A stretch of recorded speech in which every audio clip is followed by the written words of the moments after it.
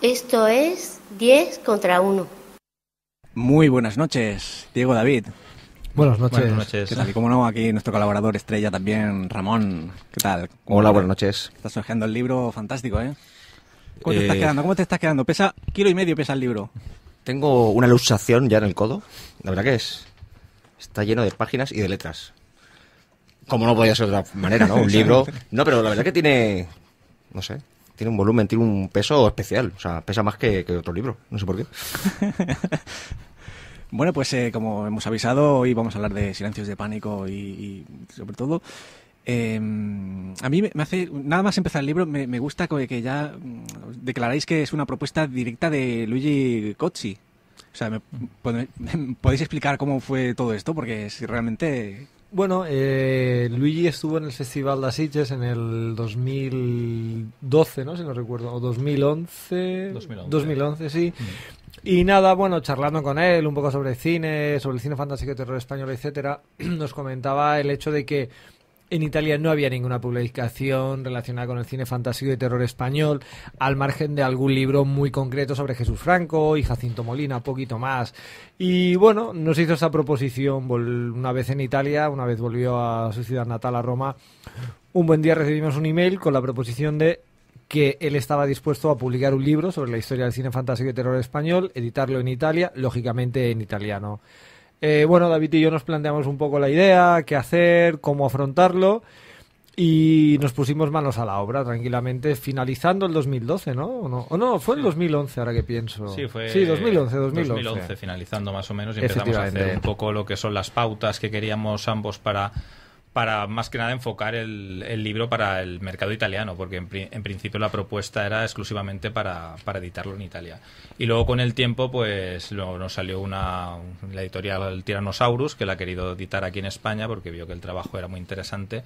Y curiosidades de la vida, ha salido antes aquí en España que en Italia, pero bueno. Sí, también fue un poco tour de force el verano pasado, el verano del 2013, ya un poco por todos, ¿no? Ya nosotros pues estábamos ilusionados ya con finalizar el libro, José y Marc, los editores, Tyrannosaurus, digamos que ya también les interesaba, pues, cara al festival, así, el Sitges pasado, que hacía el mes de octubre, tener ya un poquito el libro ya finiquitado para poder hacer una presentación. Y bueno, fue un verano pasado, bueno, interesante.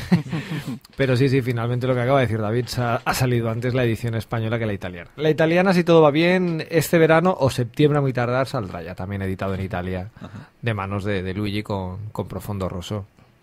Porque realmente es una pedazo de enciclopedia, está comprimido, pero es un trabajo de chino que os habéis marcado los dos, con datos, fechas, o sea que está todo hilado de una manera, y sobre todo es un orden cronológico desde 1897, cómo va navegando el cine con sus altibajos hasta la década, bueno, hasta esta década 2010.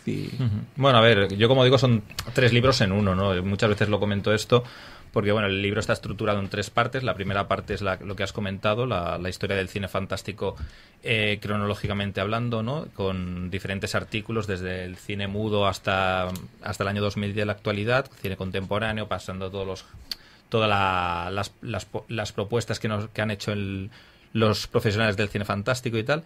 Luego una segunda parte que está dedicada a entrevistas a directores del cine fantástico. Hay 10 directores entrevistados, 5 directores un poco más de los años 70 y 5 más contemporáneos. Y finalmente una tercera parte del libro que son, digamos, los géneros fronterizos al cine fantástico, que era un apartado que a mí personalmente me hacía mucha ilusión hacer, porque era como unos géneros que apenas se han tocado y que no se han hablado mucho, como tener las influencias que ha tenido el cine fantástico dentro del policíaco español o del giallo a la español, etcétera, ¿no? El cine X también era una cosa bastante interesante, ¿no? Sí. Realmente pues se ha hecho bastante cosa, y también era un punto que molaba tocar, ¿no? De alguna forma, ya que tocábamos el tema del fantástico, pues en otros géneros ahí que estaban ahí rozando, pues no sé, el tema de meter el cine X, y también pues bueno, fue curioso. Sí, que lo llamáis el porno fantástico español, ¿no? Sí. Aparece en el libro como el porno fantástico español. Ahí están las pelis del señor Ángel Mora, Perea, bueno, sí, vieron ahí sus trabajos, sí. Y el libro, como hemos dicho, parte de 1897, es el punto de inicio. ¿Se puede decir que esa fue la primera vez que aparece una película realmente de terror, que marca un punto de inflexión? Bueno, de alguna forma... Bueno, habla. Bueno, a ver, no es es donde partimos donde parte el libro. O sea, no es que se hiciera la primera película española de terror en esta época, sino simplemente es que ahí decidimos iniciar el libro porque es cuando se inicia el cine en nuestro país, ¿no? O sea, empiezan a ver las primeras proyecciones y es de donde partimos. A ver, las primeras películas mudas de terror son de Segundo de Chomón, o sea, son cortometrajes que se hacen pocos años después, un par de o 3 años después. Segundo de Chomón empieza a realizar cortometrajes de corte fantástico, que eran las típicas fantasmagorías, imitando al cine de Méliès y etcétera, ¿no?, de los franceses, y entonces hace una serie de trabajos de segundos de duración, algunos de poco minutaje, que son las primeras propuestas propiamente fantásticas de nuestra cinematografía. ¿Cuál es para vosotros, digamos, las primeras décadas de cine fantástico en España? ¿Cuál es la película a resaltar? Hombre, yo pienso que realmente la década donde ya empieza todo a afrontarse dentro del cine de terror, yo tiraría hacia los años 60, ¿no? De alguna forma, ya con las primeras películas de Jesús Franco, donde empieza a coger un poquito de forma todo el género fantástico y terror español, aunque en los años 40, 50, etcétera, pues se habían empezado a realizar títulos. Yo creo que en los 60 es cuando ya hay esa primera base, que en los 70 es cuando realmente explota, ¿no? Yo creo que es la mejor década que se ha vivido dentro del cine fantástico y de terror en los años 70, pero de alguna forma es el génesis, la base está en los 60 tranquilamente. Claro, sobre todo con Gritos en la noche, ¿no?, que digamos es la película que un poco lo inicia todo, ¿no? Que es, digamos que Jesús Franco es un poco el director puente entre la primera etapa del cine fantástico español, que es antes de los 60, y que él acaba con Tenemos 18 años, justo el capítulo se cierra con esta película, que es una película puente también con Gritos en la noche. Tenemos 18 años, una película que es una comedia propiamente dicha, pero que alberga en su génesis elementos de cine fantástico. Hay una serie de personajes como Jack el Destripador, etcétera, ¿no?, que ya son propios del cine fantástico, y Jesús Franco lo hace. Entonces digamos que este es el director, digamos, referencia en esta época. Pero sí que es cierto que ha dicho Diego que la década más importante es los 70, ¿no?, por cantidad y calidad también, ¿no? ¿Mirando a otros países o no? ¿O España o estos directores se han mirado a sí mismos? O sea, ¿no han necesitado referencias del extranjero? ¿O creéis que siempre vamos mirando hacia referencias América? Sí que ha habido, porque dentro de los grandes títulos de los 70, como podrían ser, pues No profanan el sueño de los muertos, como podría ser Pánico en el Transiberiano, tocan temas que en ese momento ya se habían tocado. O sea, No profanan el sueño de los muertos no es la primera película de zombies, pero sí que es una de las mejores películas a nivel mundial de zombies, pero estamos hablando ya de los años 70, cuando George Romero ya había realizado Night of the Living Dead. Pánico en el Transiberiano tiene todo el terror que se podía empapar uno de la Hammer tranquilamente. Es muy Hammer la película, aparte ya por los actores, Christopher Lee o Peter Cushing. O sea, realmente sí que hay un momento de, no sé decir, de inventamos. Sí, hay un momento en el que yo creo que Amando de Osorio, por ejemplo, con todos los templarios, pues sí que crea algo. O digamos que Jacinto Molina con el personaje de Valdemar Danís, que aunque el hombre lobo ya lo habíamos visto en pantalla, pero bueno, también crea ese personaje. Podríamos decir que un poco de todo. Hay creación, hay invención y hay, bueno, pues copia o como se quiera decir, o cine de explotación o cosas que ya se habían realizado con anterioridad. Hay un poco de todo. Bueno, habéis mencionado que digamos el género terror fantástico está al punto de inflexión a partir de los 60, pero sí que en la primera parte del libro tomáis como ciertos directores de referencias que han podido asomar su patita, ¿no?, y ponerse un granito de arena, y me gustaría que lo repasáramos juntos. Por ejemplo, habéis hablado de Segundo de Chomón. ¿Qué cualidades destacaríais? Hombre, a ver, Segundo de Chomón es un pionero absoluto del cine. O sea, Segundo de Chomón, la pena que tiene este país no es precisamente no reivindicar a sus directores, y sobre todo un director como él, ¿no? O sea, es un director que ha creado más de 500 cortometrajes que prácticamente, por desgracia, casi todos están perdidos, y que la influencia que ha tenido en el cine posterior ha sido muy grande, ¿no? O sea, es un director que, bueno, ya no solo en España, ¿no? Trabajó luego en Francia, en Italia, trabajó incluso en el Napoleón de Abel Gance. O sea, es que es un director muy, muy interesante, muy, muy peculiar, y que no se ha dado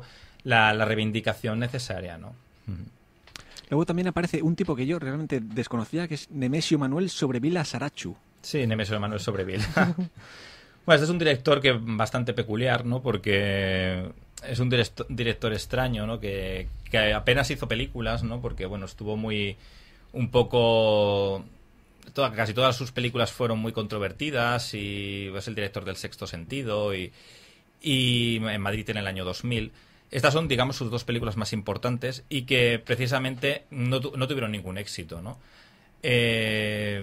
Es una pena, ¿no? También porque al no tener éxito él tuvo que emigrar a Sudamérica, si no recuerdo mal, y ahí ya dejó de tener contacto en el mundo cinematográfico y luego al cabo de los años cuando regresó no quiso saber nada porque él, si no recuerdo mal, era arquitecto de profesión. Y claro, lógicamente lo que hacía era perder dinero con el cine, ¿no? Y era un poco triste, ¿no? Que hacía películas que están muy muy bien construidas y que no es posible, ¿no? Que tuviera una continuidad el director este. Quizás sí que es más conocido Edgar Neville. Sí que ha tenido más... Bueno, incluso creo que en Sitges han pasado varias películas suyas. Sí, se han llegado a hacer cosas. Y bueno, incluso la Filmoteca de Cataluña no hace mucho tiempo también estuvo haciendo una pequeña retrospectiva hacia sus figuras. No recuerdo mal, unos 3 o 4 años, que me parece que José, uno de los editores del libro, de Tiranosaurio, estuvo también trabajando en esa retrospectiva que hicieron. Si no me falla la memoria, porque hablando de material para el libro, recuerdo que él comentó que había tenido oportunidad de tocar, no sé, material gráfico, fotos, fotogramas y demás para el libro, sí. No, Edgar Neville es otro personaje clave del cine, o sea...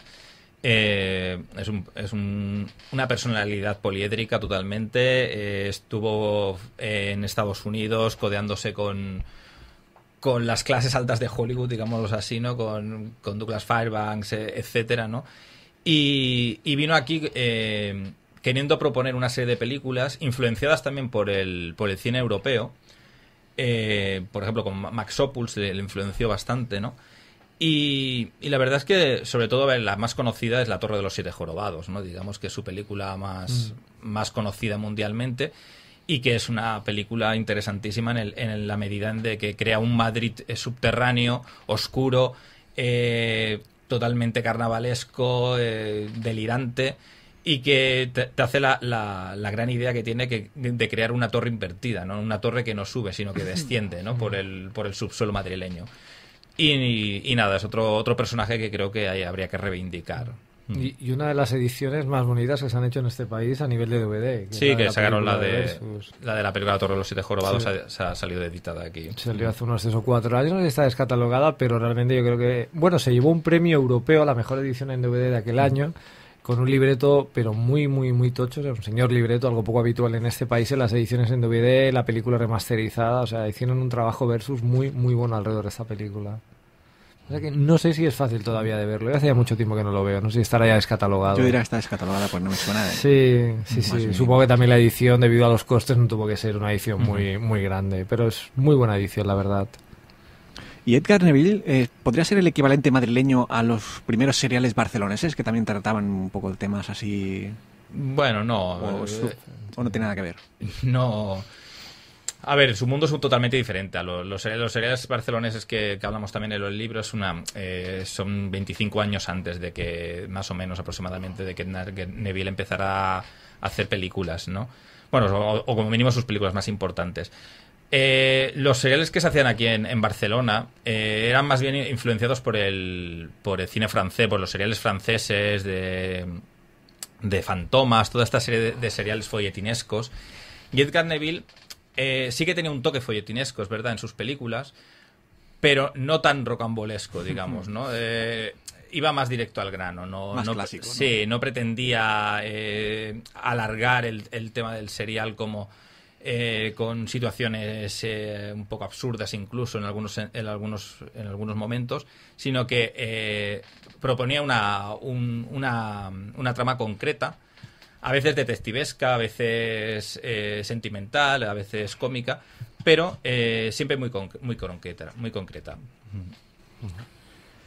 Y ya casi aparcando el tema de las primeras de los primeros años, aparece también Serrano de Osma con el cine terúlico. Sí, cine telúrico. ¿Cómo podéis definir esto? Bueno, a ver, el cine telúrico era una tendencia cinematográfica de los años 40 y 50 que duró muy poco porque no tuvo éxito ninguno, como suele ser habitual en este tipo de... Y que el principal baluarte fue Serrano de Osma. Serrano de Osma hizo una serie de películas que lo que priorizaba el cine telúrico, priorizaba la imagen antes que el tratamiento, la forma o la narrativa de la película. Entonces, potenciaba imágenes muy fuertes, muy influenciadas por el expresionismo alemán sobre todo, pero dejaba a un lado de lo que era la historia en sí, ¿no? Entonces, él tiene una serie, bueno, pues curiosamente Serrano de Osma es el primer director que se acerca al psico-killer español, ¿no? La primera película de un psico-killer español es obra de Serrano de Osma. Entonces, a partir de ahí, sus películas son muy, muy visuales, o sea, son muy visuales hasta el punto de que tuvo varios problemas porque hizo una mítica película que se llama Embrujo con Lola Flores y Manolo Caracol, y tuvo muchísimos problemas con ambos porque la gente en el momento del estreno se reía de Lola Flores porque pensaba que aquello no era una película folclórica, y en verdad no lo era. Era una cosa muy diferente, muy superior a lo que son las películas folclóricas habituales de Lola Flores, pero en aquel momento no se entendió como tal. Entonces, bueno, tuvieron una gran discusión y también Serrano de Osma tuvo que olvidarse un poco del cine telúrico y abarcar otras temáticas un poco más comerciales, haciendo de segunda unidad en producciones italianas y cosas así. O sea que tampoco tuvo ningún éxito el pobre. Y justo antes de que aparezca la figura ya de Jesús Franco, hay unos años que en el libro denomináis, bueno, como comedia mágica, ¿no? Uh-huh. ¿Aportó algo realmente al género o fue un poco un bache que hubo ahí en medio? Bueno, puede ser un proceso a lo mejor de transición, ¿no? Realmente entre esa década y lo que sería los 60, que es cuando realmente ya se plasma el cine de género y fantástico y de terror como tal, como que conocemos, que luego se acaba desarrollando más allá en los 70. No sé, son como puentes que vamos encontrando a lo mejor en el libro, igual que hay puentes en los años 80, ¿no? Que, bueno, que no acaba aquello de estacionarse, de ser algo realmente explosivo o realmente, no sé si necesario, quizás tampoco es la palabra, ¿no? Pero bueno, no sé, como capítulos transitorios dentro de lo que es el género fantástico. Uh-huh. Hombre, aportar mucho este tipo de películas, pocas en la comedia fantástica de esta época, poco aportan, o sea, lo que es el conjunto. Es más, si a alguien le hablan de alguna película mítica de esta época, no va a recordar prácticamente ninguna, ¿no? Porque son películas que tenían pocos elementos fantásticos y que lo que priorizaba era el humor o el esperpento de la época. Bueno, muchas veces pasa eso, que después de una crisis realmente es cuando viene el golpe en la mesa, decir, aquí estamos nosotros para, por ejemplo, lo que pasó con Jesús Franco, ¿no? Porque su cine, ¿qué podemos destacar que la gente dijese, aquí está el señor este que nos está llevando por un camino que debemos seguir? Jesús Franco, toda esta primera etapa dentro del género, considero que realmente es donde se hace como director, ¿no? Una película como Miss Muerte, por ejemplo, considero que es su mejor película, ya no solo de ese momento de los años 60, sino prácticamente su filmografía, donde empieza a ahondar ya pues en el tema de los Mad Doctors, ¿no? Que es una cosa que bueno, que ha transitado mucho con las películas del Dr. Orlov. Yo creo que ahí el plasma ya digamos, pues una forma de hacer cine, de darle un punto muy particular a su cine, con esas atmósferas que lograba, con esa forma de dirigir. No sé, yo creo que hace de los 60 realmente que tengamos el recuerdo de un realizador como él por esas grandes películas que hace, que es su mejor etapa, sin duda, mucho mejor que los 70 y posteriores 80, ¿no? De alguna forma yo creo que esa vinculación, ¿no?, que tiene él con el género, los 60 le permite ser de alguna manera el estandarte. Bueno, aparte también porque creo que es el primero en tocar muchos temas que hasta esa época eran un poco tabús, ¿no? Bien es cierto que las primeras películas que hizo él eran coproducciones y muchas veces aquí nos llegaba la versión censurada y que lógicamente no veíamos, pero el tema del lesbianismo, del adulterio, todo lo que era tema sexual lo tocaba de una forma muy directa. Y aquí no estábamos acostumbrados realmente a ver ese tipo de cine. Entonces, claro, digamos que fue también un poco francotirador, vamos a hacer el juego de palabras, ¿no?, con su apellido, y fue uno de los directores un poco insignia, ¿no? Sí, yo creo que estaba un poco más allá, ¿no?, en aquel momento que la gran mayoría de realizadores. Supongo que también la etapa en Francia que tiene, yo creo que también de alguna forma le marca, ¿no?, todo el cine que logra ver allí, todo lo que lee, etcétera, ¿no?, de empaparse de cultura. Yo creo que de golpe y porrazo, bueno, le hace fuerte, digamos, ¿no?, en los 60. ¿Es el primer director de este género que realmente se toman en serio desde fuera? Es el que podemos decir, a partir de ahí, internacionalmente la gente, oye, se empieza a fijar y... Yo creo que sí, el estatus que tiene en aquel momento en Francia es muy importante y con el paso de las décadas y a nivel mundial yo creo que es una figura muy importante, pero yo creo que en los 60 sobre todo también es porque trabaja a nivel de coproducción, ¿no? Francia en algunas de estas películas están como coproducción, Alemania si no recuerdo mal también, claro, de golpe y porrazo estos países ya le han echado el ojo de alguna manera a Jesús Franco, ¿no? Aquí, bueno, aquí había hecho alguna cosita de actor también, antes de estas películas había dirigido 2 o 3 títulos, había estado en El extraño viaje, Fernando Fernán Gómez, bueno, el hombre empezaba a hacer ya sus primeras artimañas en el cine, ¿no? Y la verdad que yo creo que sí, que a nivel mundial con el paso de los años yo creo que se ha convertido en una figura indiscutible.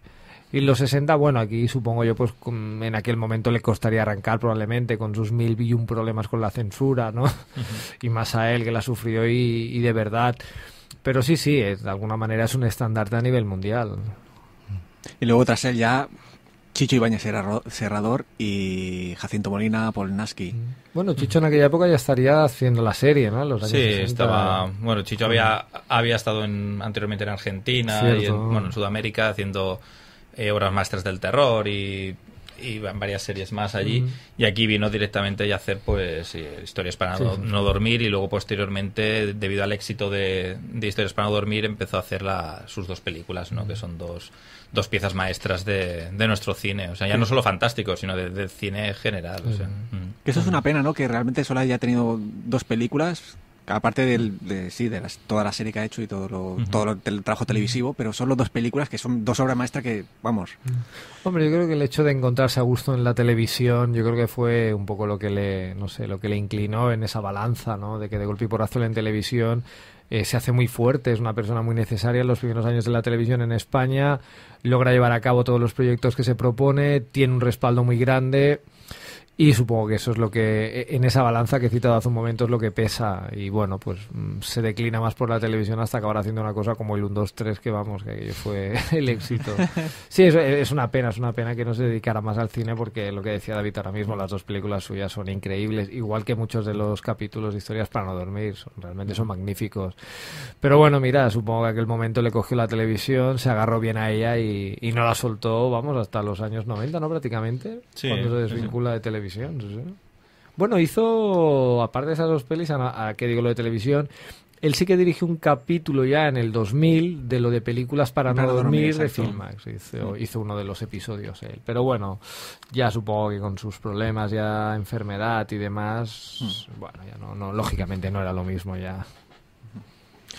Que aquí, bueno, en la actualidad tenemos el caso de, mira, esta semana ha sido la semana del Rob Zombie, ¿no? Que combina música con cine de una manera ejemplar, ¿no? ¿Que tú has estado en el concierto, puede ser? Sí. Bueno, es una persona que nace de la música con todo ese estigma del cine que le arrastra desde chaval, ¿no? Y de alguna forma es una persona que ha logrado plasmar estas 2 vertientes, ¿no? La musical y la cinematográfica, y realmente bien, tanto musicalmente como cinematográficamente el tío, bueno, ha creado, digamos, ese universo que mama de pelis, pues de Toby Hopper hasta Sam Peckinpah, etcétera, ¿no? Un tío bastante visionario con su cine. Pero sí, plasma bien ahí sus 2 vertientes, ni tan. Y sobre todo muy bien, porque el cine se le da genial todo lo que está haciendo. Sí, para tenerlo como hobby, como siempre dice el amigo, ojo. Pero sí, siempre lo tiene como en un segundo plano, pero realmente pues es músico antes que cineasta y lo sigue diciendo tranquilamente que el cine es un hobby, lo tiene ahí. De vez en cuando hace su película y al escenario y a grabar discos. Yo he visto que es La casa de los 10.000 cadáveres, ¿puede ser? Bueno, sí, de los 1.000. Bueno, yo vi más de 1.000, pero... No, yo conocía, bueno, seguía un poquito al grupo antes, a White Zombie, ¿no? Sí. Y lo de la película fue para mí una sorpresa. Y bueno, y luego, sobre todo cuando empecé a ver cadáveres y muertes, y más sorpresa todavía. La verdad que hay bastante... Es casi gore, ¿no? Yo es que os quería hacer esta pregunta, ¿no? Dentro del cine fantástico y terror... ¿os gusta dividir estilos o metemos todo junto? Lo que es serie B, gore, o solo desde el total desconocimiento. O sea. Desde mi punto de vista, el cine fantástico engloba todo. O sea, luego sí hay subgéneros que puedes dividir, terror. Pero bueno, para mí más o menos es lo mismo, porque una película puede tener gore y ser un drama psicológico, de terror psicológico, o no puede tenerlo. Es que el gore simplemente es un elemento más al cine, ¿no? Gore, que es, digamos, el misterismo, ¿no? Ver, Sí, el que haya mucha sangre. mucho tomate. Sí. Vale. Claro, luego el cine de ovnis marcianos también es fantástico también, pero bastante diferente a... Sí, claro, lógicamente. Ahí entraremos a lo mejor ya en una vertiente de lo que hablamos hace un momento, pues ya de un Sebastián Darbo, ¿no? Que hace un momento lo citábamos fuera de micrófonos, ¿no? Que él sí que ya es un realizador a nivel estatal que se adentra, digamos, en lo paranormal, ¿no? No ha tocado el tema ovnis tal cual, la verdad, ¿no? Ahora mismo no me viene a la cabeza. OVNIs es el Juan Carlos Olaria. Sí, Olaria, uno de los sí, precursores, exactamente. Bueno, luego hablaremos. Exactamente. Pero bueno, Sebastián Darbo sí que ha estado en esa franja de lo paranormal, ¿no? Y lo que decía antes David, pues según él, pues todos los casos de casos reales pues que han ocurrido en la ciudad de Barcelona, sin ir más lejos, algunos de ellos. También en el libro retratáis, o bueno, habláis de Paul Nasky como el Lon Chaney español. ¿Qué os parece mejor, actor, director o guionista? Porque tocaba las tres vertientes y ¿cuál se le daría mejor? Yo creo que director, ¿no? Sí.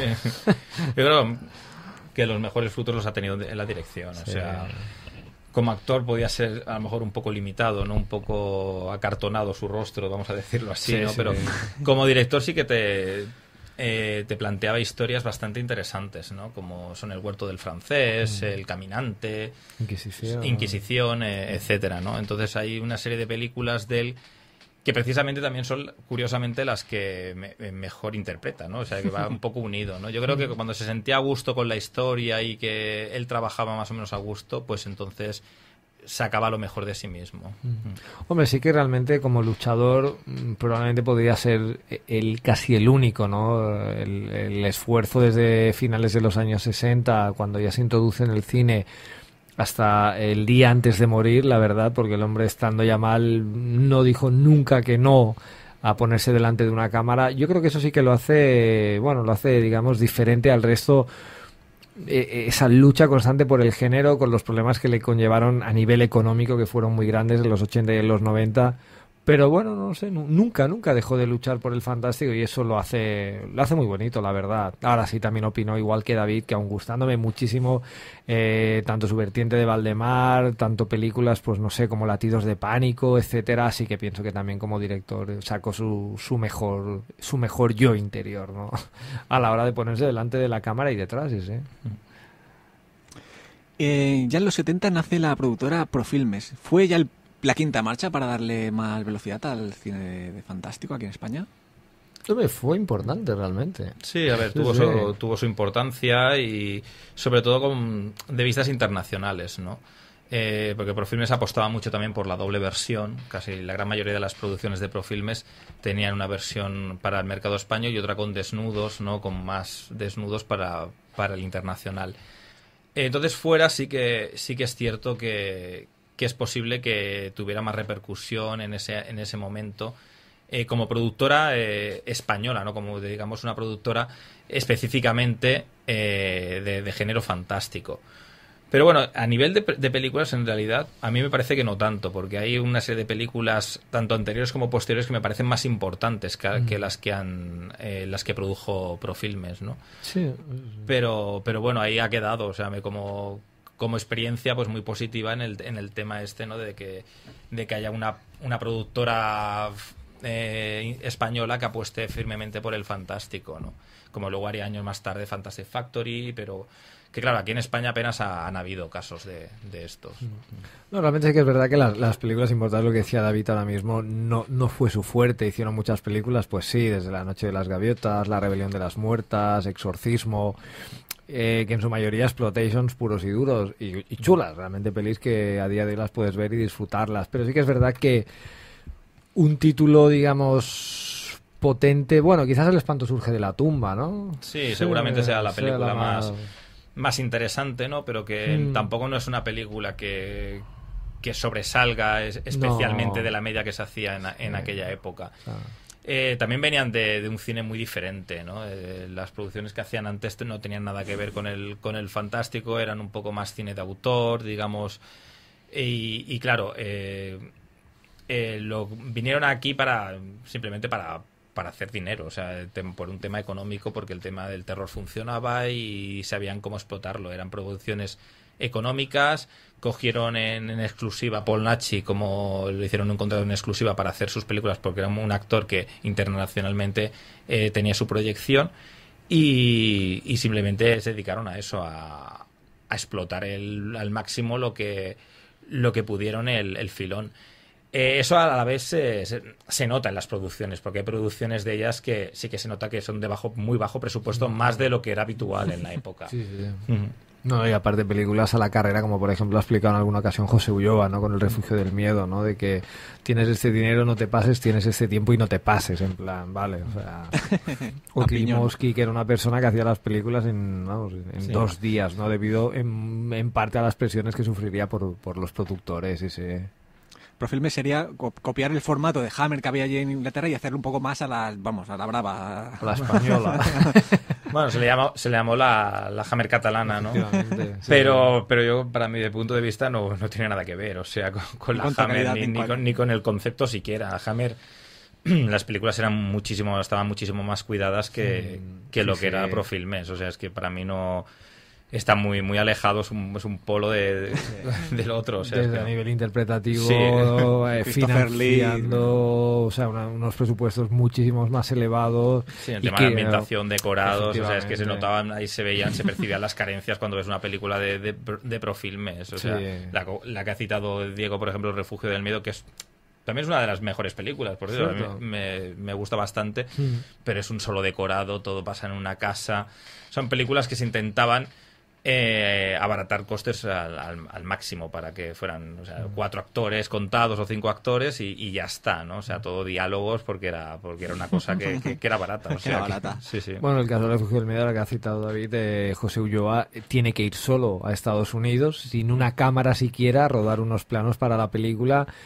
Él quería que le acompañara al operador, le dijeron que ni loco, o sea, si quieres ir tú, vas 4 días y vuelves, y te buscas la vida allí para poder grabar esos 4 planos y volver con ellos. Y así fue, o sea, llegar allí, encontrarse un equipo, regatear al máximo para que le saliera por $4 y volver con esos planos. O sea, era así de triste, sí.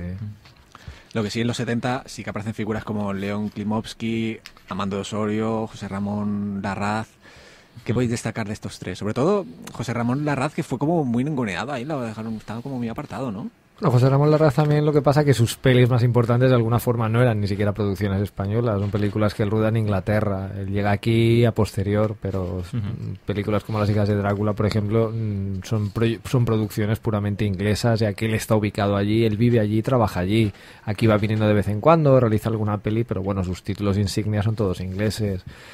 Osorio, digamos que bueno, yo creo que es una de la parte más importante, ¿no? del género fantástico y terror, gracias a las películas de los Templarios. El resto de sus películas tiene cosas muy interesantes. Las garras de Lorelei me parece, sigue siendo una película muy, muy potente, muy divertida, ¿no? Entre otras, ya tiene también un declive en los 80 con Serpiente de Mar, que bueno, ya el pobre pues tampoco estaba ya para mucho. Pero bueno, son figuras muy importantes, sí. Tanto, bueno, uno, otro, y Klimovsky también, la verdad. No sé, yo creo que todos ellos pues tienen que estar ahí y hacen su trabajo, sí. Bueno, a ver, para mí Klimovsky es un realizador un poco más de batalla, ¿no? O sea, era un realizador argentino que hizo unas buenas películas allá en Argentina, sobre todo del tema del drama social argentino, policíacos argentinos incluso, y llegó aquí a España un poco de casualidad, a raíz de una coproducción hispano-argentina también, y llega aquí y le proponen, era un director que era muy solvente y muy rápido, ¿no? O sea, como ha dicho él, en 2 días te hace una película, ¿no? También había que ver qué tipo de películas hacía. Hay algunas que están muy bien, pero hay otras también de la etapa, digamos, final que flaquean y dejan un poco que desear.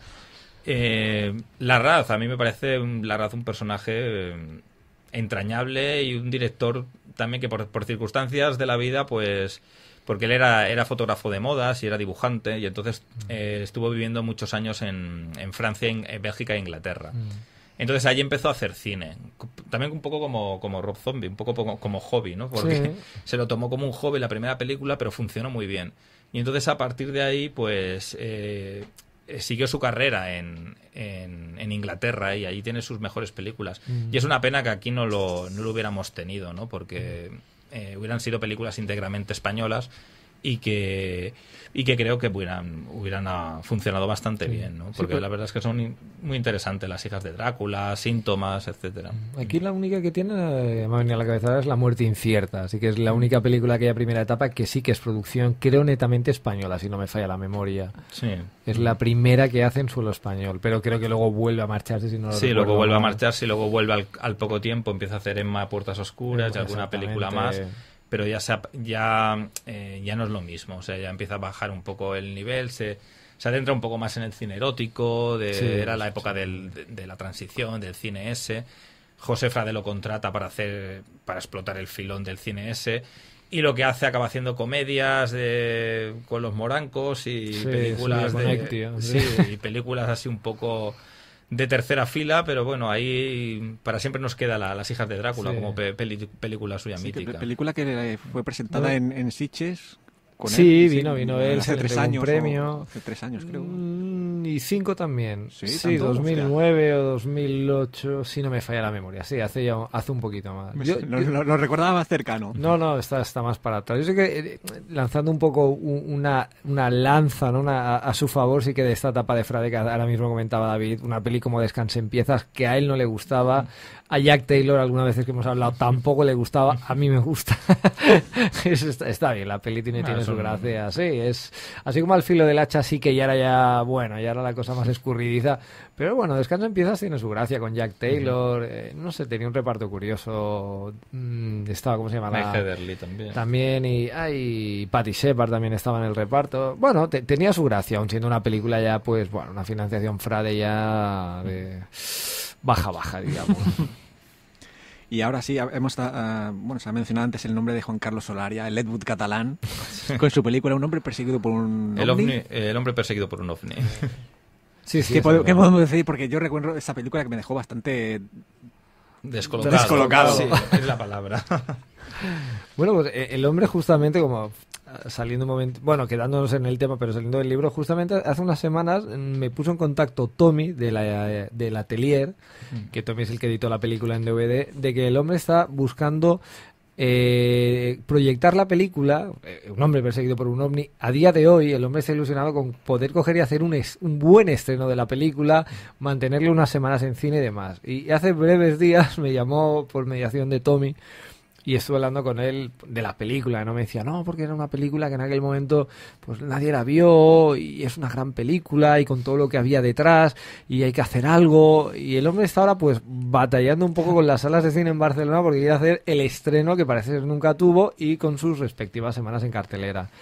Bueno, guay, ¿no? El charlar con él de este tema y, claro, también ponerle un poco en antecedente de que a día de hoy el cine en España está como está y que mantener una película de esas características semanas en cartelera, complicado. Pero bueno, el hombre está ahí está con su ilusión de poder hacer ese estreno que por desgracia pues en aquel momento no tuvo. Esta película es del año 70 sí, pero no más o menos, ¿no? 70 y algo, sí, 76, 77. El hombre tiene una ilusión que le dura años y años. Sí, no, ves que aparte él tuvo muchos problemas para estrenarla porque, fue una película que se la financió, que no sé si su padre, me parece, y se quedó en mitad de rodaje sin dinero, y luego pasaron unos años hasta que la pudo más o menos terminar o estrenar.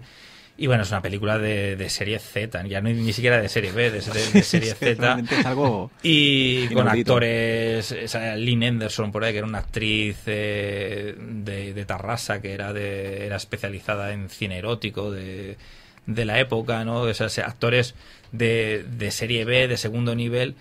Y que, bueno, la película ahí está, ¿no? Como rareza para visionar quien la quiera, ¿no? Pero bueno, ahí el hombre pues está contento y ilusionado con poder estrenarla en condiciones con el paso de los años. Pues mira, la ilusión nunca se pierde. Y de las décadas. Sí, de las décadas. Ya tendrá 30 años lo menos la película. Es un incomprendido, ¿no, este hombre? Sí. Bueno, digamos, es una persona luchadora por su cine. No, pero bueno, yo lo puedo entender. El hombre también ya es una persona muy mayor, ¿no? Probablemente unos 80, ¿no? 70 y algo. 70 y algo, sí, creo que es del 40 y algo. Y está esperando su momento y de momento no llega. Bueno, no sé, yo creo que quizás el momento que no tuvo en la década de los 70 y de golpe pues ahora, supongo que también el hecho de que la película pues haya sido editada en DVD con el paso de los años, supongo que también pues proyecciones que se han hecho en Barcelona, sin ir más lejos. Sol y Jordi, los componentes de La Oscura Ceremonia, que tienen el Festival de Horror Visión, hicieron una proyección de esta película. Él estuvo allí, estuvieron haciendo un coloquio con él. Bueno, supongo que habrá vivido esa segunda juventud la película. Él no querrá que acabe esa segunda juventud y dirá, bueno, vamos a ver si encontramos ese cine, la estrenamos y que esté un tiempo en cartelera. Pero bueno, a ver si el hombre tiene suerte y le va bien, hombre. Sí, nos lo deseamos, hombre, al menos que tengas un momento de gloria. Sí. También, ya llegando a los 80, hay un nuevo bache que influyó, supongo, la ley Miró, ¿no? Uh-huh.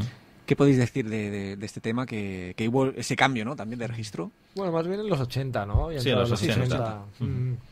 Sí, pues bueno, a ver, fue una ley un poco injusta, digamos, desde mi perspectiva, ¿no? De que lo que hacía era quitar las subvenciones directamente a las producciones y cambiar un poco el tema de subvención, ¿no? Todo lo que era tema de derechos y ayudas del Estado. Entonces, a partir de ahí, lógicamente, todo lo que era el cine de género, no solo del cine fantástico, sino todo el cine de género español, murió prácticamente, ¿no? Porque se premiaba sobre todo lo que eran óperas primas y adaptaciones literarias. O sea, entonces, hay una época que es toda la parte de mediados de los 80 hasta principio, hasta que entra Ales de la Iglesia, ¿no? Digamos, que el cine que se hace fantástico español es muy reducido y casi todos son adaptaciones de clásicos literarios españoles o grandes obras literarias universales, y que los elementos que tienen son puntuales. O sea, Fuego Eterno, por ejemplo, es una película de esta época que el elemento que tiene son unas brujas, que hay ahí con tema detrás, la Inquisición, etcétera. Entonces, pues claro, no... hizo mucho daño a lo que es la industria, tardó muchos años en recuperarse y yo creo que tampoco nos ha recuperado del todo, o sea, a día de hoy, o sea, porque la infraestructura que tenía antes España, ya no solo, como he dicho, en el cine fantástico, sino en el western, la comedia, etcétera, pues no la ha recuperado jamás. Hay un momento hay algún momento en el que en los 80 el cine realmente toca fondo, que dice, madre mía, ¿dónde nos hemos metido? ¿O fue general? ¿Fue ya a partir de la entrada de la ley ya fue un poco el naufragio? Comparado con los 70, ya lo has dicho tú, es un naufragio el cine de género fantástico y de terror en los 80, sobre todo si lo comparas con los 70. Pero ni con eso, yo creo que en los 80 se despiertan cosas muy interesantes. Por ejemplo, la llegada de Juan Piqué Simón. Yo creo que es el estandarte. Si Jesús Franco lo era en los 60 y digamos que Jacinto Molina contrabarra Paul Nachi lo es en los 70, yo creo que en los 80 es Juan Piqué Simón, ¿no? Con todas sus películas de aventura, ya cuando se introduce en el terror, y al margen de películas puntuales que a día de hoy considero que han sido vitales, y no a nivel nacional sino a nivel internacional. Una película como Angustia, una película como Tras el Cristal, son dos películas de los años 80. Sí que es cierto que no es terror en estado puro, no es fantástico, pero bueno, ojo con esos inicios del señor Vigas Luna, que en paz descanse, ¿no? Con Caniche, con Bilbao, con Angustia o ese inicio de Villaronga con Tras el Cristal. Yo creo que hay ese director de género fantástico puro y duro como es Juan Piqué Simón, y hay estas películas que de alguna forma, bueno, catapultan el género, porque son dos películas a nivel mundial muy reconocidas, tanto la de Villaronga como la de Vigas Luna. También aparece Sebastián Darbó, ¿no? Como, digamos, el primero espada del terror parapsicológico. Primera espada o rayo. Bueno, fue un poco antes de la ley Miró. Sí, sus primeras películas son lo que es la trilogía paranormal suya, ¿no? Que eran unas películas que estaban inspiradas en sucesos supuestamente verídicos que habían sucedido en Cataluña, bueno, sobre todo en Barcelona, ¿no? Entonces tiene, bueno, El viaje al más allá, El ser y Más allá de la muerte, que componen la trilogía esta, y son tres películas, digamos, bastante interesantes en este sentido. Ojo, que no ha sido el primero en tratar el tema parapsicológico. Hubo precedentes anteriormente, aunque él a veces los quiero olvidar, ¿no? Pero ya Miguel Iglesias Bosch, por ejemplo, hizo años antes la película Presagio, ¿no? Que también trataba un poco el tema de la parapsicología, ¿no? Y también es un precedente, aunque sí que es cierto que él es uno de los pioneros y que abiertamente ha enfocado en esa línea una trilogía completa, ¿no? Sí, apuesta, se tira a la piscina por ese tipo de cine, eso es cierto, sí. Con El Ser también, ¿no? Hay Acosada también. Acosada también tiene elementos paranormales y... Victoria Vera, perdón. Sí, Victoria Vera.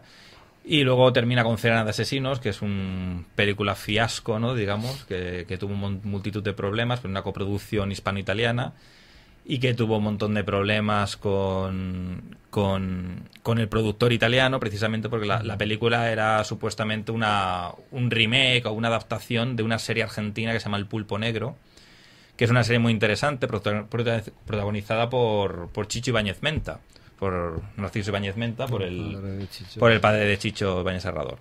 Entonces, curiosamente, es una adaptación de esto, pero que el productor italiano no le gustó mucho el trabajo de Sebastián Darboy. Lo que hizo pues fue añadir escenas eróticas y tal, y la película al final es un poco pantomima, ¿no? O sea, digamos así, ¿no?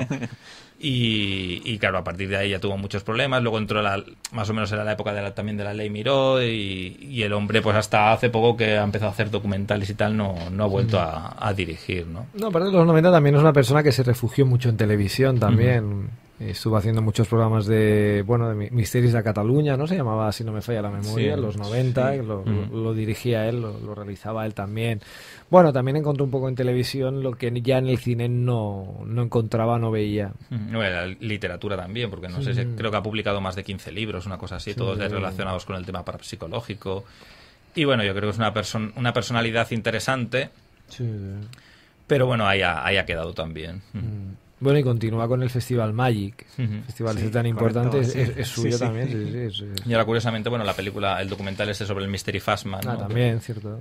Que bueno, es un documental interesante, lo que pasa es que sí que se nota una falta un poco de medios ahí, que con un poquito más de presupuesto creo que hubiera quedado muy bien, porque es una figura, el Fastman, muy, muy interesante, muy, muy olvidada, ¿no? Y el tío profundiza en toda su vida y en su entorno, en las proezas que hizo, etcétera, y bueno, creo que ellos se llegaron a conocer y si no recuerdo mal fue alumno Sebastián Darbo de Fassman. Está muy bien el documental, pero sí que es cierto lo que dice David, que un poquito más de producción, una mejor producción y una mayor financiación hubiese podido quedar algo más interesante todavía. Pero bueno, bien, esa vuelta al género. ¿Y en los 80 hay alguna película o director que habría que reivindicar que cayera en el ostracismo por temas de la Ley Miró o por lo que fuese? ¿Creéis que hay alguna película o algún director que... Hombre, Piquer Simón con Mil gritos tiene la noche. Sí. Yo creo que es la... Sí, es el estándar. Es el estandarte de la década. O sea, es una película que, ojo, no tiene nada que ver con el cine español que se hacía. O sea, es un slasher americanizado que muy en la línea de Viernes 13 o las películas que se hacían en aquella época, pero creo que es la película más potente que podemos encontrar durante esos años. Luego hay, dentro del fantástico propiamente dicho, porque luego hay otros ejemplos como los que ha dicho Diego, de las de Vigalón, de Vigasluna, Villalonga y Vigalón, que están bastante bien, ¿no? Pero claro, es un poco ya posterior estas películas, son un poco más de finales de los 80. Pero incluso estas películas, ahora pensando lo que está diciendo David y tal, pues una película, tanto las películas de Juan Piqué Simón o Angustia, por ejemplo, son unas películas que tienen muy marcado el mercado internacional. Porque Angustia de Golpe y Borrazo tú la ves y no dirías que está rodada en Castelldefels, que ese cine es Castelldefels, ¿no? De Golpe y Borrazo hay un elemento ahí de internacionalizar ese cine. Y Juan Piqué Simón lo hace prácticamente a partir de Mil gritos tiene la noche, La mansión de Tulu, Slugs, Muerte viscosa, ¿no? Slugs incluso la rueda en Estados Unidos. Es un poco la diferencia que empieza a ver con Juan Piqué Simón con el cine que se hacía, ¿no? Que él tiene una visión muy de trabajar hacia afuera, ¿no? De ver que realmente su producto es afuera donde puede lograr éxito y tener, pues bueno, una buena distribución. Y esa mirada que hace Juan Piqué con su cine hacia el exterior es interesante y no es nuevo, que en esos últimos años, pues bueno, se ha hablado mucho del cine de género, de esas coproducciones con Estados Unidos, etcétera. Señores, en los años 80 había gente que ya lo hacía, no es una novedad. De otra manera, lógicamente hoy en día pues mayor financiación, mayor producción, etcétera, pero bueno, una persona como Juan Piqué ya en esa década ya apostó por de alguna forma internacionalizar su cine, ¿no? Y eso sí, en los 90 ya se vuelve a revitalizar un poco el género con Alex de la Iglesia o los principios de Amenábar. Sí, sin duda, sí, que hace un momento lo comentaba, lo mencionaba David. Sí, yo creo que Alex de la Iglesia es el campanazo al cine de género por esa apuesta con Acción Mutante y posteriormente con El Día de la Bestia, ¿no? Yo creo que de alguna forma le da aire, le da alas y despierta un poco todo el cine de género. Sí, a posteriori ya entran ya cosas muy importantes cerrando los 90, como es Jaume Balagueró con Los Sin Nombre, Fantastic Factory, que hace también un rato lo mencionaba. Yo creo que sí, que de alguna forma tanto Alex de la Iglesia como Amenábar son las piedras de los 90, sí. Pero bueno, Alex de la Iglesia, digamos que sí más o menos ha mantenido un poco el ritmo ese de, más o menos un mismo tipo de producción. Amenábar sí que se ha apartado completamente. Bueno, ahora quería volver, ¿no? Ahora ha vuelto, sí. Esto me interesa. ¿Por qué? Sí, está preparando algo... preparando otra película fantástica. A ver, pero estos son puntos de vista, ¿no? O sea, para mí Amenábar es un director que empezó con el fantástico. Bueno, Tesis tampoco no era una película fantástica, es un thriller, ¿no? Pero juega con los elementos. Juega un poco con elementos, ¿no? Pero que de suspense, de intriga, exacto. Pero bueno, tampoco no es una película propiamente fantástica. Pero bueno, ya te digo que son puntos de vista. A mí no me parece mal que un director quiera abarcar otros géneros, ¿no? Siempre que sean que aporten algo, ¿no? Porque a mí me gusta el cine en general y hay películas que tampoco creo que se podían obviar, ¿no? Para que las tuviera que dirigir quien sea, ¿no? Pero bueno, haya quedado. No, Alex sí que, aparte de esos inicios, la fuerza que supone para el cine la entrada del director bilbaíno, yo creo que es una de las personas, o casi la persona dentro del género que ha logrado ser un autor, ¿no? Yo creo que ha llegado un punto en el que Alex de la Iglesia, bajo mi punto de vista, se le puede considerar autoral, o sea, ha sabido crear un universo, ha sabido crear un cine que tú de golpe ves una secuencia en la tele y puedes disparar, hostia, esta peli es de Alex de la Iglesia, ¿no? La Comunidad, 800 balas, El Día de la Bestia, no sé, yo creo que en general su cine ha marcado un punto, ha creado un universo y es un tío que fuera de aquí, o sea, se le tiene un respeto enorme a Alex de la Iglesia, pero enorme, ¿eh? Ahora está rodando algo sobre Messi, ¿no? Ha rodado ya, sí. Ha rodado ya. Sí, lo leí ayer, el 2 de julio, en Brasil, aprovechando el Mundial. Quizás sea un encargo, a lo mejor. Un encargo. Sí, pero seguramente. Puro y duro. Pero un encargo como... O a lo mejor nos presenta un Messi, no sé, asesino, fantástico. No lo creo. O es un psicópata. Un ser de otro planeta que por eso juega también al fútbol. Podría ser. No se sabe, ¿no? Pero bueno... A ver, sí que es cierto que Alex de la Iglesia también lo que ha creado, digamos, es un punto de referencia, ¿no? A partir de ahí hubo una serie de realizadores que empezaron a mover cortometrajes y que luego han dado el salto a dirección. A unos les han ido mejor, a otros les han ido peor las cosas, pero sí que es un punto de referencia para el fantástico español. Sí, ahora que lo dice me acuerdo de una conversación que tuve con Paco Plaza hace unos años, que me decía que cuando él vio de golpe y porrazo El Día de la Bestia es cuando él pensó, dice, hostia, si una persona de Bilbao ha hecho una película como El Día de la Bestia, posiblemente había hecho Acción Mutante, o sea, se puede apostar por el género fantástico y terror en este país ahora, ¿no? Y yo creo que a partir de ahí, pues, es toda esta trupe, Paco, Nacho Cerdá, Jaume Balagueró, es un poco, pues, yo creo que tienen a Alex como un referente puro y duro. Y retomando lo de Messi, retomo también unas frases de hace ya mucho tiempo de Alex de la Iglesia, ¿no? De que tengo 2 hijas, estoy separado, hay que mantenerlas, hay que comer. Entonces, documental de Messi al canto, no hay más. Bueno, en Hollywood se hace mucho eso, de los productos comerciales y los productos que quiere hacer el director. Sí, no, y aparte Alex de la Iglesia, que es la persona que ha hecho lo que ha querido y punto. O sea, le ha apetecido hacer una película como 800 balas, adelante con ella, Balada triste de trompeta, Las brujas de Zugarramurdi, hasta, oye, pues ahora toca hacer una película que me piden y hay que comer porque hay que trabajar. Pues un documental de Messi. Esto me recuerda a Oscar Aybar, ¿no? Que hizo, Platillos volantes, El bosque, y ahora está haciendo Cuéntame. Y bueno... Sí, leí algún día por internet, pero no acabé de leerlo completo, pero sí que entendí que estaba rodando episodios de Cuéntame. Es un poco lo que hablabais de Nacho Serrador, de Bañé Serrador, ¿no? Sí. Que en su día se metió en la televisión, se ancló ahí. Pues este hombre ha hecho algo parecido, ¿no? Empezó Sí, con el cine, ha visto pero- Camino en la tele y... A ver, pero que es ley de vida. O sea, la Sí. gente tiene... A ver, el cine da un dinero, pero no se puede hacer siempre lo que uno quiere, ¿no? Entonces, pero, no es una cosa solo de aquí en España. O sea, Guillermo del Toro también ha hecho películas que le pueden interesar más y ha hecho otros productos más alimenticios por seguridad, ¿no? Se busca la seguridad también. por claro. subsistencia, por un aporte económico, una ayuda económica, y más adelante pues hará una película que la afronte con más ilusión, o producir a alguien que quiera, que le interese el proyecto. Pero claro, esta gente lógicamente, igual que todo el mundo, tiene las facturas que pagar y tiene sus gastos y tienen que comer, es evidente. Bueno, tienes a Koldo Serra. Koldo Serra, tras un bosque de sombras, realmente no ha vuelto a hacer cine. Ahora creo que está rodando, va a empezar a rodar una nueva película que es Guernica. Pero todos estos últimos años, todas estas series que ves en Telecinco de jóvenes corriendo y tal, todas Claro. están dirigidas por Koldo Serra. Bueno, Todas. y otro caso también es Balagueró, Sí. que hizo Tela película. O sea, es que ahí estamos, Sí, que, con Pablo. que todo el mundo ha hecho... Ha Sí, hecho sí. este tipo, casi todo el mundo. O sea, Concesiones. sí, que me parecen lícitas. O sea, tampoco no significa que las tenga que ver, porque a lo mejor no me interesa para nada, ¿no? Pero que ahí están, y me parece muy noble el... Sí. ¿Qué diferencias establecéis vosotros entre cine de autor y cine culto? O cine de culto. Hombre, yo cine de autor, pues justamente lo que te decía hace un momento, yo creo que para mí Alex de la Iglesia es un cineasta de autor, o sea, es una persona que ha logrado de golpe y porrazo crear su propio universo, ¿no? O sea, convertido en un realizador autoral que ves una secuencia de alguna película suya y rápidamente reconocible. Tiene esos factores que siempre repite, ¿no? O sea, una película de Alex de la Iglesia sin alguien colgado de un balcón o de una estatua, de una... Con la música de Roque Baños ahí a todo trapo. Ahí estamos, ¿no? Yo creo que, al margen, ¿no? Digo un poquito de broma esto de ver una persona colgada, ¿no? Pero a nivel de realización, o sea, tú ves secuencias y ves planos y ves que hay Alex de la Iglesia, ¿no? Ves que está Alex detrás. Yo creo que, bueno, es un tío que se ha movido muy bien. Se ha movido bien en el cine de terror, en la comedia más macabra y negra, como pueda ser una peli como La Comunidad o Crimen Perfecto. No sé, yo creo que es un realizador necesario y que fuera de nuestro país es increíble. Te voy a poner una anécdota de hace un mes y medio aproximadamente.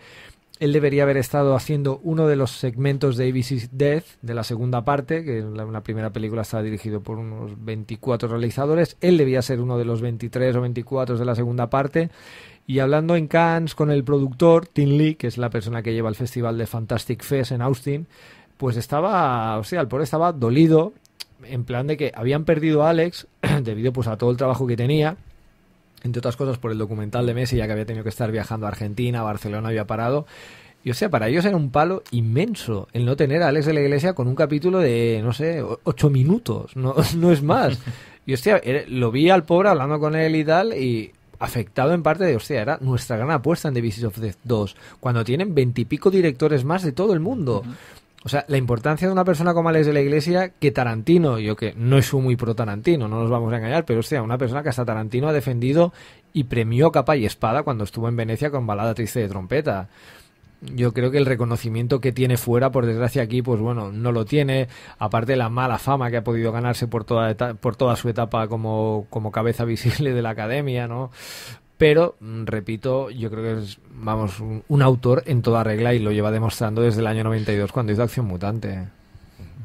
Estamos ya acabando, pero os quería preguntar a ver si podemos hacer entre todos sobre todo vosotros dos, por ejemplo, un ranking de los 5 mejores slashers nacionales.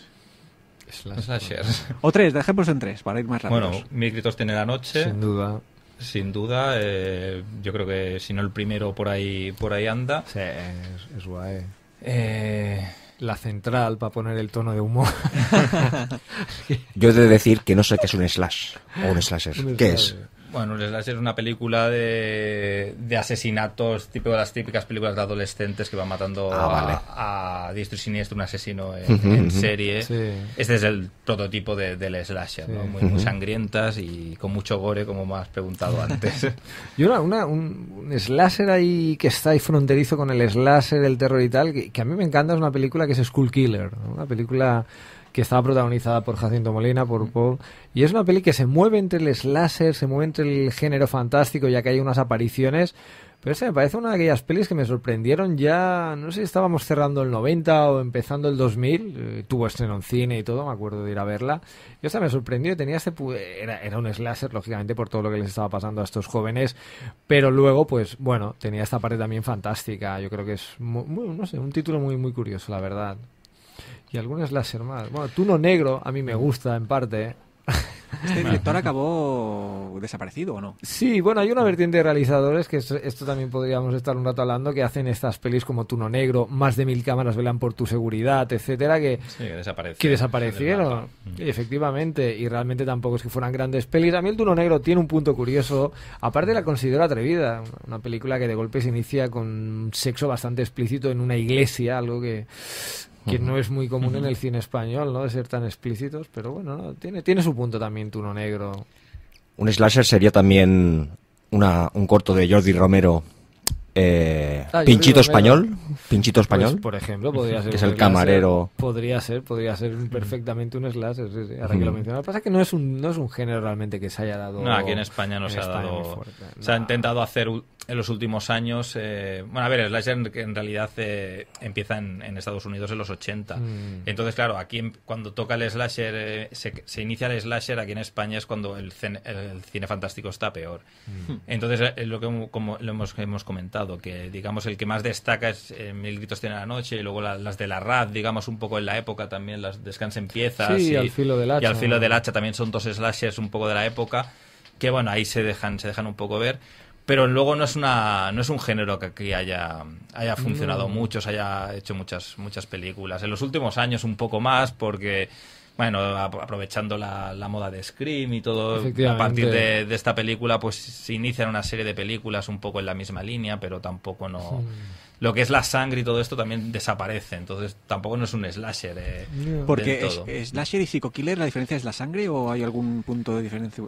Hombre, el Psycho Killer como que ahonda más en el personaje, ¿no? Sí. Así como el slasher realmente va pues a la carnaza, ¿no? Yo creo que el Psycho Killer entra más pues en unas películas fuera del territorio estatal, como podría ser Henry, retrato de un asesino, o Maniac, ¿no? De William Lustig, que entran un poco a retratar el personaje, ¿no? El asesino en sí, ¿no? Le ponen cara a ojos y hay un porqué. Normalmente también en el slasher no se sabe quién es el asesino hasta el final, ¿no? En el Psycho Killer como está, lo sabes desde el primer momento, ¿no? Porque ya normalmente eres el punto de vista es del asesino, tú ya desde el primer minuto ya sabes quién es. Sí, y el director juega más a retratarte a ese personaje, ¿no? A la crueldad de ese personaje, el por qué, razonar, no sé. Es diferente, el slasher va pues a lo que va a ofrecer caña. Ya para ir finalizando, para alguna persona que sea, bueno, que esté un poco alejada del género fantástico y terror, ¿qué recomendación le podéis hacer de película, director, para que empiece a, digamos, a introducirse en el género? Bueno, el cine fantástico español, yo soy más clásico que él. Entonces, no sé, a ver, si quiere... Por ejemplo, a Ramón, ¿qué le recomendaríamos a Ramón? Bueno, vamos a ver... Bueno, a ver, vamos a poner de última hora la saga REC, que es una saga bastante potente, que a mí personalmente me gusta bastante. También la película El Orfanato, que creo que es uno de las películas, de las propuestas más interesantes de los últimos años. Y más clásico, pues las que hemos citado, Gritos en la noche, La marca del hombre lobo, La noche de Walpurgis, El huerto del francés, toda la que es producción de los años 60 y 70, que creo que son películas bastante interesantes para iniciarse un poco en este género. Te recomendaría más que películas en sí, te recomendaría directores, ¿no? Hay los clásicos que son Jesús Franco, que hemos citado, Jesús Franco, Paul Nachi y Amando Dasorio, y Chicho también, que es otro puntal. Lo que pasa es que Chicho, claro, lógicamente solo tiene 2 películas y enseguida ya termina su filmografía, entonces, ¿no? La residencia, ¿quién puede matar a un niño? Y has acabado con ganas de más, ¿no? Pero sí, Mis Muerte, yo creo que también es de las mejores películas de Jesús Franco. Vampiros Lesbo, la de las vampiras, también es otra película muy interesante. Aunque no es española, también que la citamos en el libro, la de Franco, la de Los depredadores de la noche. También es otra película... Su mejor... Sí, es la mejor última película, ¿no? Digamos que de los últimos años, pero es una película del año 88, si no recuerdo mal. Sí. Y es la mejor película de él desde finales de los 70, ¿no? Es una película que vuelve a retomar un poco la figura del Mad Doctor y influenciada por el cine francés, por Los ojos sin rostro de Frank Yu, y creo que es una película también bastante...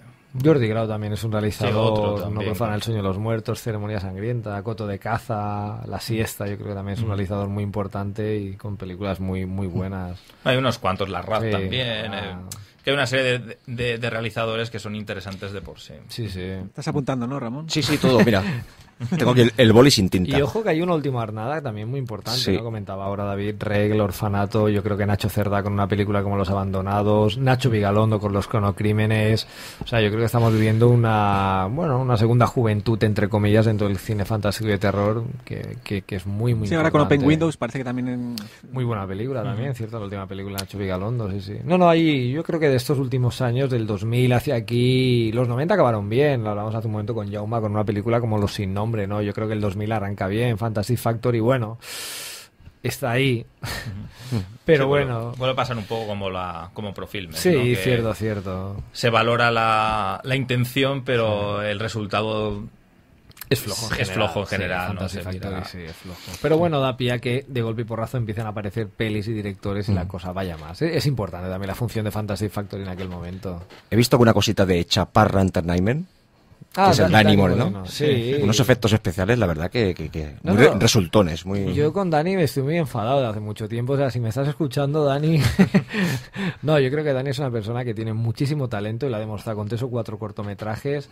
Pero bueno, se ha vinculado al videoclip estos últimos tiempos, sobre todo con una banda como Defcon 2.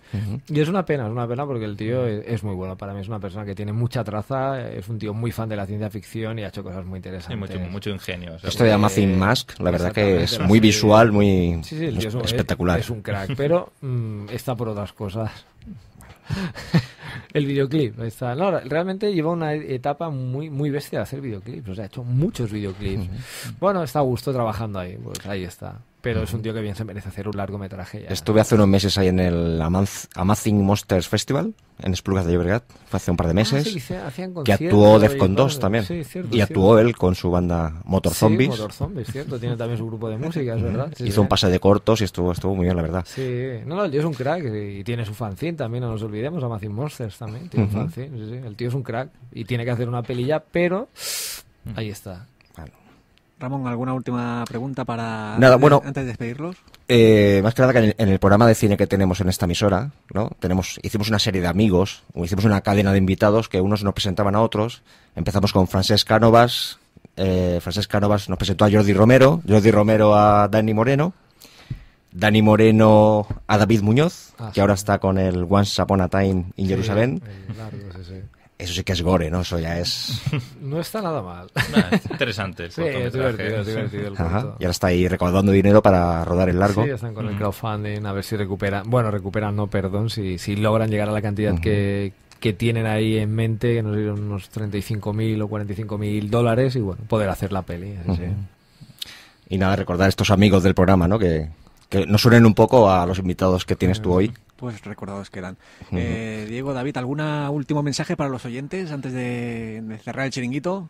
Pues nada, que espero que les interese Un el titular libro. así explosivo. Explosivo, bueno, que el libro es la bomba, es la caña absoluta, que bueno, que vaya por la segunda edición porque ha sido un éxito apoteósico y la verdad Bueno, que ya ampliada, edición ya Sí, es una ampliada y edición- mejorada, o sea que... una edición ampliada con algunos defectos que tuvimos en la primera edición, más que nada por las prisas de poder presentarlo en el Festival de Sitges. Y la verdad que estamos bastante contentos y que nada, espero que a la gente les guste y se interesen por el fantástico, porque el fantástico es vida. Sí. Fantástico es fantástico. No, un poco lo que ha dicho David, la verdad que han sido 2 años aproximadamente de estar ahí RQR, la verdad que ha sido un... Bueno, yo me lo he pasado muy bien, supongo que David también, estar ahí escribiendo, viendo pelis, recuperando títulos, conociendo películas que hasta aquel momento tampoco no habíamos podido ver ya porque era casi imposible conseguir y bueno, hemos podido recuperar algún título que nos faltaba por ver y no sé, ha sido un placer volver otra vez pues a trabajar, ya que en el 2010 hicimos también el documental de Víctor Israel, pues bueno, volver otra vez a ponernos manos a la obra con un libro, ver que está gustando, que se está vendiendo bien también, pues oye, es muy bonito y bueno, pues estar de golpe y porrazo aquí hoy gracias al libro, pues oye, también es una bonita experiencia, así que nada, y el lector pues bueno, que lo disfrute, que lo compre y lo disfrute. La verdad que lo tengo aquí delante y tiene muy buena pinta, ¿eh? Muy buena. Y se nota que hay un trabajo detrás ¿Tortuoso? No. O se hace a gusto, me imagino. Tortuoso Bueno, no. tortuoso Muy no divertido. es laborioso, más que Trabajo de chinos. Sí, pues fueron... ¿Cuántas películas habéis visto? ¿Cuántas películas para poder...? Hay comentadas, creo que hay unas 1000 y algo más, me parece. Sí. No, han sido 2 años chulos. Intensos. No, pero ha estado bien, la verdad que ha estado chulo. Y es un tándem que funciona, ¿no? Porque Los perversos rostros de Víctor Israel ya funcionó bien, Sí. y el libro está funcionando bien, con Sí. coedición italiana-española. Sí, Sí, bueno, ahora los que dure. rostros salen en DVD, reeditada, en un par de semanas más o menos estará ya a la venta. Y la verdad que es un documental que lo hicimos con 4 duros, que aunque no lo parezca, con mucha ilusión por representar la figura de Víctor, que para nosotros era amigo, y nos dolió que nadie diera información alguna sobre su fallecimiento y tal, ni nadie lo reconociera, y entonces pues quisimos homenajearle con este documental que ya se ha estrenado en 4 países, me parece, en diferentes festivales, y aquí en España no sé si vamos 15 o por ahí aproximadamente festivales y ciudades que se ha estrenado el documental, y la verdad que muy contentos también. Sí, vamos ahí los dos, codo a codo. Pues muchísimas gracias por estar presentes en el programa de hoy. Y bueno, pues lo que hemos dicho, muchos éxitos con el libro, con el documental, con los próximos proyectos. Espero que hayáis pasado un buen rato aquí. Sí. Y bueno, la próxima vez, Diego ya es la segunda vez que viene. Yo espero que David también próximamente podamos volver a cuando quieras contactar. Y bueno, nada, las gracias a vosotros por el tiempo y por la entrevista y por esta difusión. Muchas gracias. Muchas gracias. Gracias. adiós. Hasta la semana que viene. Esto es 10 contra 1.